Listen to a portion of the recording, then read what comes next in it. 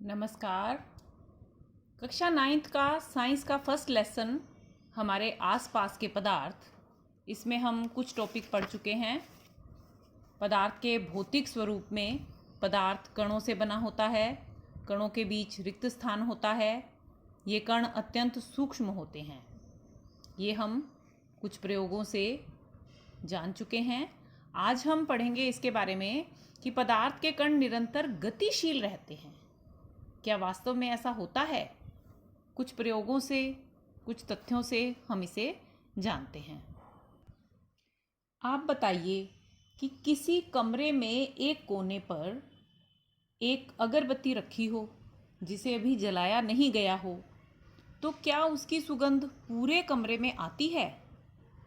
नहीं ना। लेकिन अगर उसी अगरबत्ती को जला दिया जाए तो उसकी सुगंध पूरे कमरे में आती है।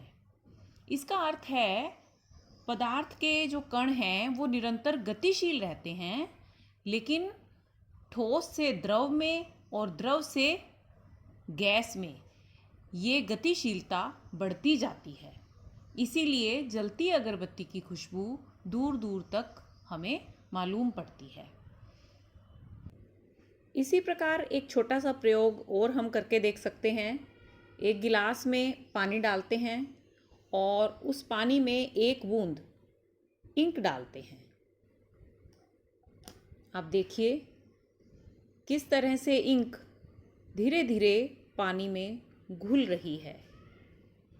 यदि इस पानी को हिला दिया जाए तो यह इंक पूरे पानी में अपना रंग दे देगी। अब इसी तरह एक और गिलास में पानी लेकर हम एक बूंद शहद की डालते हैं। देखिए, क्या यह भी उसी प्रकार घुल रही है जिस तरह शाही घुली थी? नहीं, क्योंकि इन दोनों के घनत्व में काफ़ी अंतर है। लेकिन इन प्रयोगों में अगर हम पानी रूम टेम्परेचर की बजाय गर्म लेते हैं तो इन पदार्थों का घुलना काफ़ी आसानी से होता है। इन प्रयोगों से निष्कर्ष निकला कि पदार्थ के कण गतिशील होते हैं, यानी उनमें गतिज ऊर्जा होती है। मिश्रण को हिलाने पर गतिज ऊर्जा बढ़ती है। तापमान बढ़ाने पर भी गतिज ऊर्जा बढ़ती है। और इसी गतिज ऊर्जा के कारण ठोस, जब उसके कण गतिशील होकर इतना दूर हो जाते हैं जितना कि द्रव में, तब वह ठोस द्रव में बदल जाता है।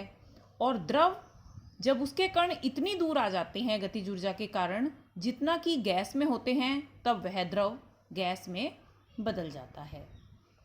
इसका उदाहरण आप देखते हैं कि बर्फ़ को जब रूम टेम्परेचर पर भी रखते हैं तब वह द्रव में, और उस द्रव को उबालने पर वह गैस में बदलता है।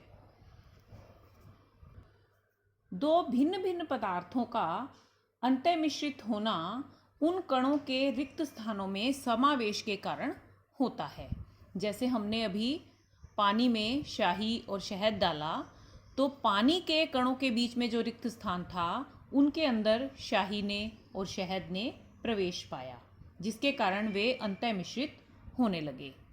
दो विभिन्न पदार्थों के कणों का स्वतः मिलना विसरण कहलाता है।